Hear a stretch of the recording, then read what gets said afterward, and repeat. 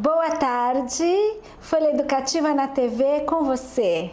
Uma delícia estar aqui essa tarde e hoje eu trouxe uma pessoa muito especial, a Ireni. Ireni é uma pedagoga especializada em educação especial, principalmente a deficiência visual, baixa visão. Ela é pós-graduada e trabalha nesse setor. Eu não sei se vocês sabem, mas no Brasil existem 6,5 milhões de pessoas com deficiência visual. É um número alarmante. Boa tarde. Boa tarde. Tudo bem com você?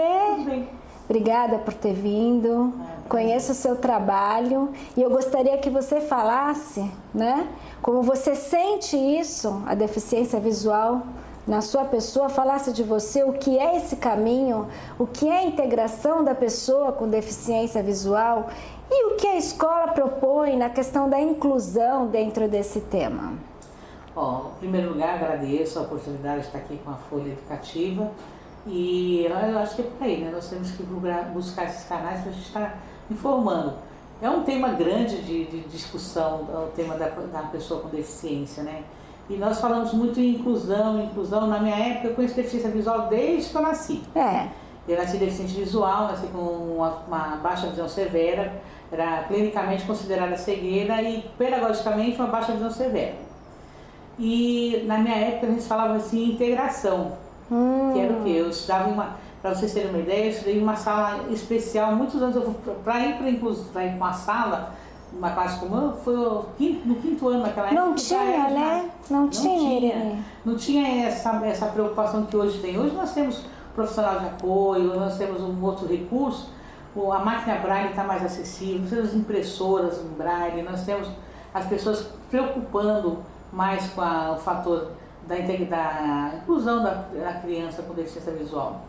E nós temos várias categorias na área de deficiência visual, que é o cego com baixa visão.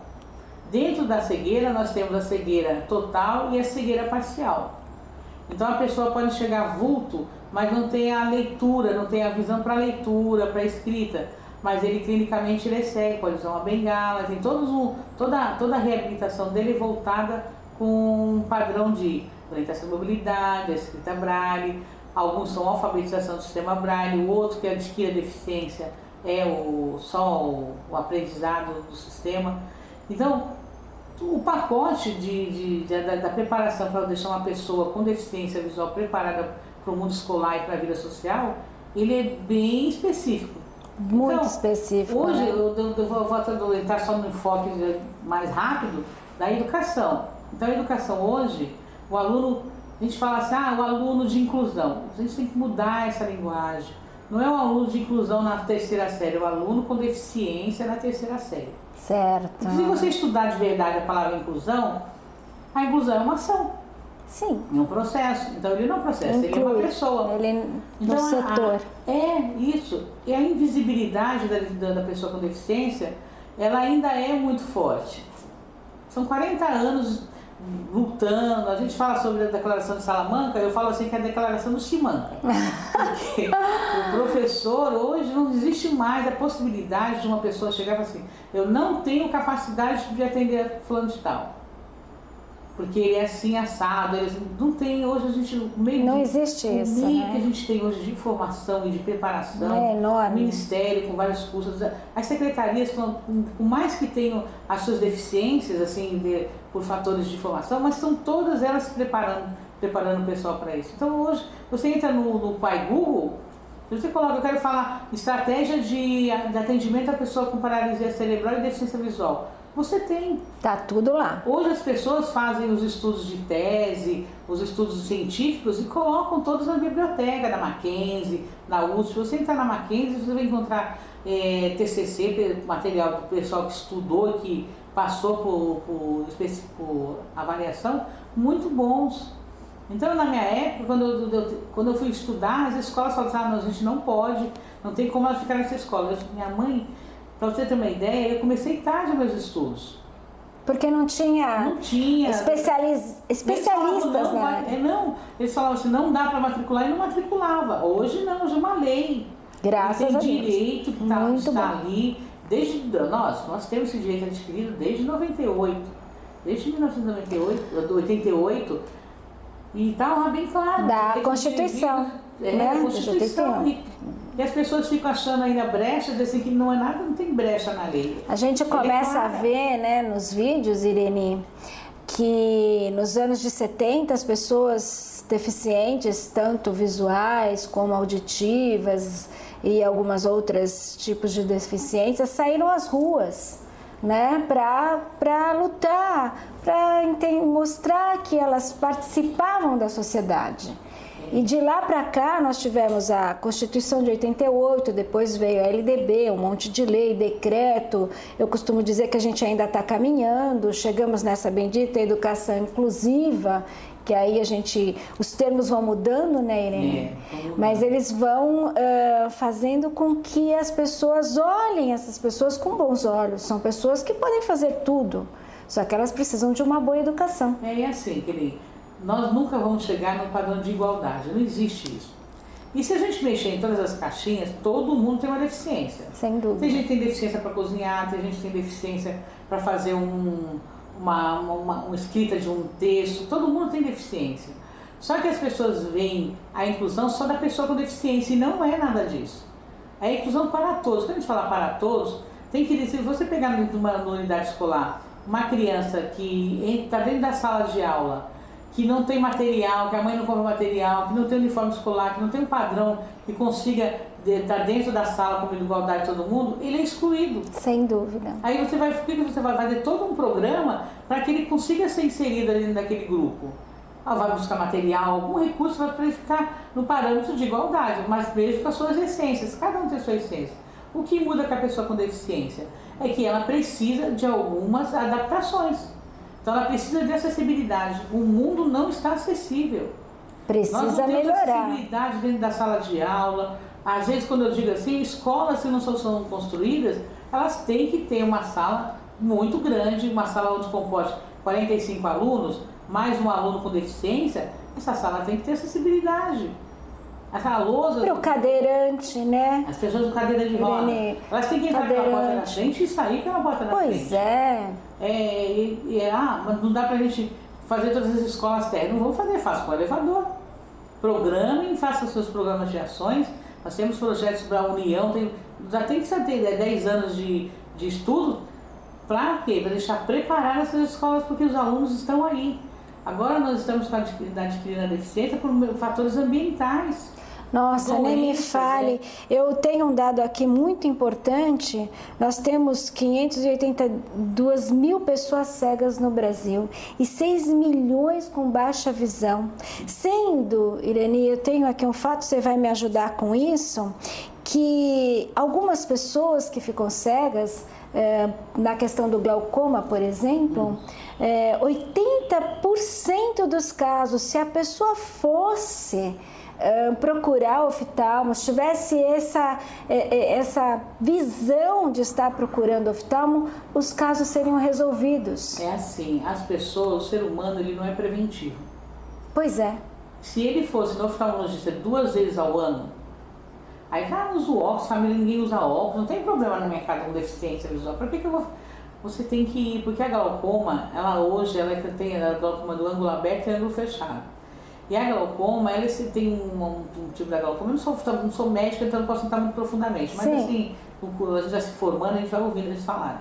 Tem fatores de glaucoma que tu não sente nada, tu vai sentir, ela já está instalada, ela já está completamente e às vezes só o fator cirúrgico resolve se for rápido demais, se não é cegueira. Nós temos a glaucoma congênita que não tem jeito, vai ser, realmente, não tem como. E aí você... Mas adquirida, existe tratamento, existe colírios hoje, que você vai usar para o resto da vida, mas existe tratamento. Então as pessoas não têm ações preventivas na vida dela. Então se a gente não vai no oftalmologista, não vai fazer uma audiometria, porque você tem 3 oportunidades para ficar deficiente. Uma delas é quando você nasce, quando você sofre um acidente e quando você envelhece. Às vezes a gente acha que nunca tem, né? Ninguém pode falar assim, todo mundo pode ter. Não vai acontecer comigo. É verdade. Então as pessoas precisam ser preventivas. O olho é o canal, é 75% do ser humano. de todos os sentidos, é o canal mais importante. E para mim, a deficiência mais assim, que eu até sofro mais assim com isso, é a deficiência auditiva.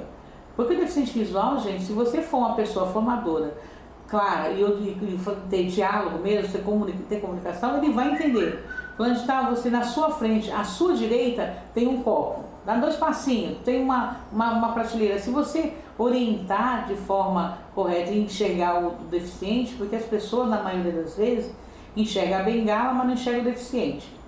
Enxerga a cadeira de roda, mas não enxerga o deficiente que está sentado na cadeira. Enxerga o aparelho auditivo. Então, você olhou para uma pessoa, a primeira coisa que você procurou algum canal de... Você está linda, maravilhosa se vestir. Mas se você usasse um aparelho auditivo, ou tivesse uma bengala na mão e um óculos escuro, a gente não ia conseguir. Não olha o vestido, olha o que está. Então as pessoas têm que chegar à essência do ser humano. E a gente tem que aprender a preparar a nossa criança para isso, né? Para que ela. A gente já tem um trabalho, mas não é um trabalho muito grande, tem que ser mais efetivo, falou tudo. Desde pequeno, né? Desde lá de baixo, são várias coisas importantes que você falou, né? Detectou a diferença com 8 meses de vida. Um bebê já dá sinais do autismo. Então, quando o bebê nasce, você já sabe, com 4 meses, se ele tem uma deficiência visual. Poxa vida. Então, são sinais humanos que você percebe. Para perceber, não percebeu? Às vezes tem pediatras que deixam de dar informações importantes. Nossa, você me tocou num ponto agora que mexe no meu coração, porque no LAM, né? No Lar de Assistência ao Menor, que eu há tempos cuidava, foi uma criança lá, ela era deficiente visual, mas ela tratada também com a deficiência intelectual e, na verdade, ela só tinha a deficiência visual. Foi difícil o diagnóstico porque ela também tinha alguns problemas de tônus muscular, então ela não andava na época. Porque é assim, né? E aí a criança só terminando, ela se recuperou. Ao longo de 3 anos eu vi essa criança andar e eu chamava a criança e ela atendia, ela tinha cognição. Uhum. Tem assim, sabe, muitas crianças nossas com deficiência visual têm alguns maneirismos. E esses maneirismos, às vezes, que é movimento de flap, balançar, principalmente os pequenininhos, quando tem uma deficiência visual instalada, muito significativa. E as pessoas se confundem com o autista. Ela é autista, além de... Tem uma dificuldade visual. Às vezes ele só tem a dificuldade visual. Então você tem que saber avaliar. O professor hoje tem que estar na sala de aula com um olhar pedagógico e terapêutico. Com certeza. Porque hoje o profissional da educação, eu estava até conversando com o Marcelo antes de entrar aqui, falando sobre a doença, muitos professores doentes, sabe, assim, despreparados, doentes, 33% da rede afastados por causa de uma depressão ou síndrome de pânico. Por que está acontecendo isso? Por que as crianças... tem que ter professor que encontra um aluno deficiente na sala e entra em pânico, pelo amor de Deus, gente. Porque foi feita a ideia, existe a lei e a hora de aplicar essa lei, ela não é toda aplicada da maneira correta. Então o professor tem que ficar com a criança, né, com deficiência visual ou auditiva, ou cadeirante, ou DI na sala de aula, e na verdade ele não está preparado para trabalhar com essa criança. Ele é um formador que precisa de uma formação continuada, que eu toco sempre nesse assunto, que todas as redes públicas e particulares precisam continuar dando essa formação continuada. E ela tem, essa formação ela existe. Só que existem muitas, que nem abrir um curso bacana agora na EAD. Então vai até não sei quantos de março para fazer. Quantas pessoas se inscreveram? Poucas. EAD, gente, você vai entrar na tua casa a hora que você quiser, você vai lá, acessa, você está em conhecimento. Uma aula presencial. Né? Como é que as pessoas não buscam essas coisas? Quando eu comecei a enxergar, eu tinha 21 anos de idade. Eu estava no 2º ano da faculdade. Eu fui para a área da pedagogia, porque a doutora Neide Smoca falou assim, Leni, você só pode fazer pedagogia e tem que ser especializada, pela Jucado que tinha nessa. Doutora Neide, eu quero fazer química, eu quero fazer perfume, eu queria ser perfumista. Você é cega, você não pode entrar. Eu fiquei muito chateada, fiz muito brava, fiz um magistério, até que eu fui obrigada a fazer um estágio.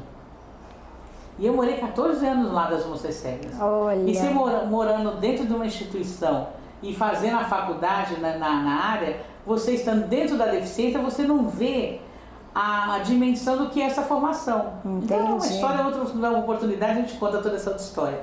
Mas para você ver que existe sim a possibilidade da formação, mas tem que ter a disponibilidade para isso. Com certeza. E o aluno, quando está na sala de aula, é direito dele estar dentro da sala de aula. Muitas crianças não conseguem estar dentro da sala de aula durante 4 horas, vamos fazer a redução do horário. Eu sou super a favor. Hoje nós temos uma lei que pede, que dá o direito do ou cuidador, ou o profissional de apoio. O tutor, Nossa rede, hoje nós estamos com 378 profissionais de apoio. É pouco? É pouco. Mas a maioria dos mais precisos, nós estamos fazendo esse suporte. Mas também tem assim, o professor tem que entender que ele é o professor da sala de aula, né? Sem então, dúvida. E ele tem que se formar, ele tem que se preparar para isso. Eu concordo com você.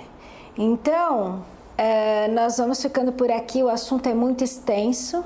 Folha Educativa na TV, juntinho com você. Nós estamos na TV Unisantos, domingo, 1h da tarde, e as reprises são terças e sextas, às 20 horas. Até já!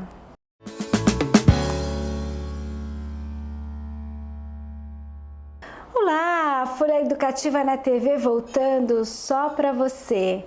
Hoje nós estamos aqui com a Ireni. Ela é presidente do Instituto Braille de Santos, diretora do Rotary Club de São Vicente, da Antônia Emerick, e trabalha na Prefeitura de São Vicente na parte de coordenação de escola inclusiva, né, Irene? No Departamento de Educação Inclusiva. Então já vou pegar essa sua Departamento de Educação Inclusiva, né? Conta pra gente que projeto você acha importante ou você tem de conhecimento, tanto de São Vicente quanto da Baixada, na questão da deficiência visual para as pessoas que têm deficiência visual. Dentro da educação inclusiva, dentro do departamento, nós temos o projeto Escola Inclusiva. E dentro desse projeto nós estamos dando as palestras voltadas a cada deficiência. Então dentro da área tem todas as classificações de deficiências, mas na área de deficiência visual nós estamos com o curso do sistema para aprendizagem do sistema Braille e a parte de orientação de alunos com baixa visão dentro da rede escolar. Então o que acontece? Todas as crianças que estão dentro da sala de aula que apresentam uma dificuldade visual, então são encaminhadas ou vão para uma avaliação dentro do IBV, né, do Instituto Brasileiro de Visão, para onde detecta-se o CIF, né, que é o CIF, agora a gente fala CIF, que é o Código Internacional da Funcionalidade da Doença. Antigamente era o CID, né, que é o Código Internacional da Doença. Em cima desse CID a gente vê a classificação dessa deficiência e trabalha em cima do que precisa. A inclusão da criança com deficiência visual dentro da sala de aula é acompanhada através do quê? Monitoramento. Hoje nós estamos com AP, né? Assessoras pedagógicas. Então, ver o tipo de iluminação que está a escola, se está usando caderno pautado, linhas grossas, cadernos grandes ou pequenos. Se a lousa, que a lousa branca não é a melhor lousa, então a gente tem que chegar lá e explicar porque usar a lousa antiga, que tipo de giz usar, qual a distância. Tem aluno que mesmo com baixa visão tem uma mobilidade boa, mas não tem condições de estar copiando da lousa. Certo. Como é que a gente vai fazer esse trabalho? Tem que adaptar tudo. Tem que mexer em tudo. A gente mexe, então nos setores de baixa visão nós temos isso. O nosso maior foco é a educação infantil, porque as crianças, desde pequenininha, ela sendo treinação preventiva, sendo detectada a dificuldade dela, desde seja ela qual for, visual, auditiva, intelectual, quando a gente começa nesse trabalho de estar colocando para o CAPSI ou para um DAP, encaminhando e fechando um laudo dessa criança, é mais fácil. Nossa, nem porque fale. Quanto mais cedo ela ser estimulada, muito melhor será o... Essa é a prevenção. Essa é a prevenção. Para que no ensino fundamental ela vai inteirinha, ela vai completinha. Ela vai estar sabendo já, se a gente trabalha de pequenininho, ela já sabe, tia, eu não chego nessa carteira, posso sentar na outra carteira? A criança já faz a mobilidade dentro da sala de aula. É interessante porque estava outro dia com uma professora, eu sou psicopedagoga, estou atuando, né, na área, e a professora fala a essa menina, algumas crianças, para eu fazer lá a bendita da sondagem, né? Professoras, não é maldita a sondagem, é bendita a sondagem, porque é a sondagem que faz com que a gente observe esse diagnóstico. E a primeira coisa que a criança fez foi isso. Então, quando ela fez isso, porque a professora falou que a criança não conseguia aprender. E eu então eu pensei, nossa, é lógico, acho que ela não está enxergando. E a gente já começa, chama a mãe e faz isso que você está falando, né? E tem mães que não aceitam a deficiência. Ah, sim. Tem mães ainda que têm vergonha de falar que o filho é deficiente. Isso é um crime. É um crime. Quando você deixa de levar seu filho para estar sendo atendido por uma sala de recurso multifuncional, de um médico, já está fechando a patologia, a quadro clínico, ela está inferindo uma lei. É uma pena. Lei que é o abandono de incapaz. Então, como é que pode acontecer um negócio, a mãe fala isso na atual conjuntura que a gente está, tanto um mundo tão informativo como o Mas nosso. existe. Mas existe. Irene, é uma pena, né? E uma outra coisa que você está atuando aí, que também já passou pela minha mão, você falou das crianças da educação infantil. Nós tínhamos um projeto com um oftalmo para as crianças da educação infantil. Elas faziam, toda a rede fazia esse trabalho de observar se a criança tinha ou mesmo não. Programa de prevenção ocular. Isso, esse programa foi incrível, né? Com a Secretaria de Saúde. Foi um projeto grande, foi bom, né? Eu não participei diretamente dele, mas tinha amigas que participavam. E foi um projeto que veio junto com o do Ministério também, né? Que isso, tem olho integrado. No olho. Na época era olho no olho. Isso. Agora é Olho Brasil, agora mudou.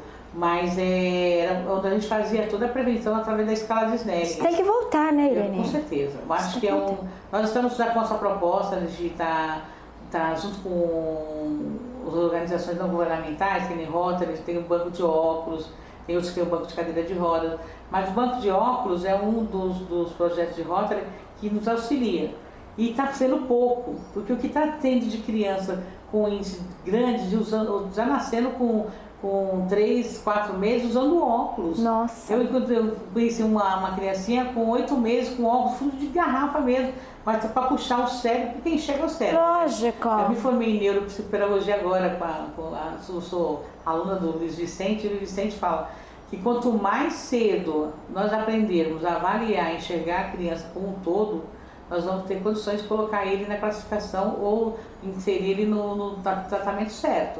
Então você como psicopedagoga a gente sabe, né? Sim. A criança mostra com o corpo. Mostra. Mas o professor às vezes, com tanta criança dentro da sala de aula, não consegue enxergar isso. Uma segunda série com 43 crianças... Fica meio difícil. Quando chega o psicopedagogo nessa sala, parece que a gente é o salvador da pátria. Mas é muito bom. Eu acho que é muito interessante se a educação tivesse esse vínculo de psicopedagogia dentro das unidades escolares. Nós vamos chegar lá, né, Irene? Nós vamos chegar lá. Esse projeto do Rotary, eu tive a honra de participar. E depois do diagnóstico, né, com as crianças, nós conseguimos os óculos, porque você faz o diagnóstico e às vezes você não consegue se não tiver o aparelho, né? Se não tiver um médico fazendo essa parceria de indicar a receita do óculos, a gente fica difícil, mas tá muito difícil hoje. Acho que a criança não deveria ter fila de espera, não deveria ter, o deficiente é prioridade. A criança já está doente, ela já tem um diagnóstico diferenciado. Uma gripe forte já é deficiente. A gente não tem que ter fila de espera. É direito ao cuidar. Eu não consigo ter isso, me tira do sério, sabe? De não ter essa preocupação. O governo tem que ter essa preocupação. Não pode faltar oftalmologista, pediatra para encaminhar, não pode, neurologista. Esses serviços não podem faltar. Os neuropediatras, as crianças, né, tão importantes. A primeira idade é muito importante, dos 0 a 6 anos, nós deixamos a pessoa preparada para ir embora para o ensino fundamental. Pronto, você resolveu o problema da criança lá na primeira infância. Pronto, a criança ela vai preparada, ela vai madura. Com 6 aninhos de vida, ela já tem criança que fala assim: tia, eu preciso trocar minha fralda. Já entende? Tia, eu preciso do meu óculos, mas eu vou usar o óculos só um pouquinho, posso descansar meu olho agora? Já sabe o que é, agora que pode descansar o olho, porque a gente faz essa preparação antes. E ela vai ter mais oportunidade lá na frente. A gente tem que não criar. É verdade? Eu sou assim, tem que ser deficiente crítico. Tem que tá certo. Tem que continuar lutando, né, Irene? Porque são muitas os caminhos, nós já conquistamos muitas coisas no nosso país. É lógico que faltam em todos os lugares, mas o Brasil vai caminhando, né? E existem esses parceiros, o Rotary, que é um grande parceiro. Uma coisa que eu ia falar para vocês, eu sou presidente da Instituição Braille de Santos e nós temos um projeto chamado Braille em Ação. Todas as professoras, pais, mas nós já temos grupos, bastante grupos que quiserem fazer o curso, é só entrar em contato com a gente. É um curso que... Braille em Ação. O projeto chama Braille em Ação. Que bacana, qualquer pessoa pode estar em contato com a Instituição Braille. Porque a Instituição Braille, ela tá, né, tem uma aqui que eu vi, a Fundação Dorina Novil, que tem em São Paulo, um papel importante na inclusão, porque depois que ela atuou, ela faz um monte de livros de artes. Todos os livros que você pode imaginar vêm da Dorina Novil. Você quer um livro de lá, você... Só mandar o cadastro com antecedência e eles fazem. Eu recebi um livro desse, porque como eu sou professora também universitária... É um material muito bonito. E assim, lógico, achei lindo, porque o livro é inteiro branco, só que ele tem os pontinhos, né? Eles têm um livro, que é o livro fonado também. Então o material do Dorina, eles tá em muita evolução.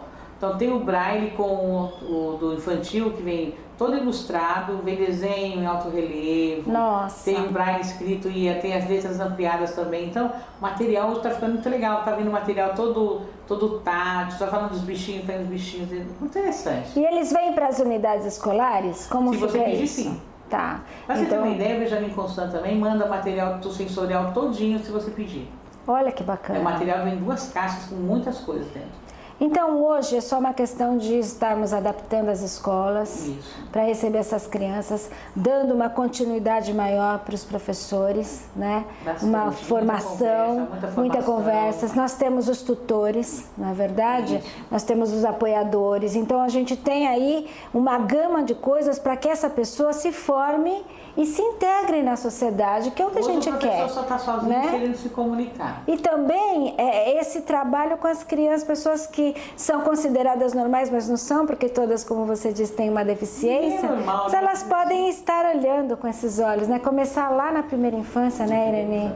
Esse trabalho. Eu acho que o caminho, o coração da educação está na educação infantil. Que bom. Muito obrigada, Irene, por ter participado.